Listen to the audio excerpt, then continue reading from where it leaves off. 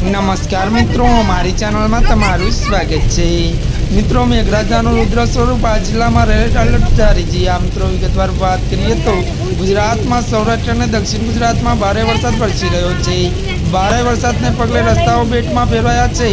ત્યારે હવામાન વિભાગે ફરી એકવાર આગાહી કરી છે, જેમાં સૌરાષ્ટ્ર અને દક્ષિણ ગુજરાતમાં અતિ ભારે વરસાદ પડી શકે છે, જેના કારણે રેડ એલર્ટ આપવામાં આવ્યું છે।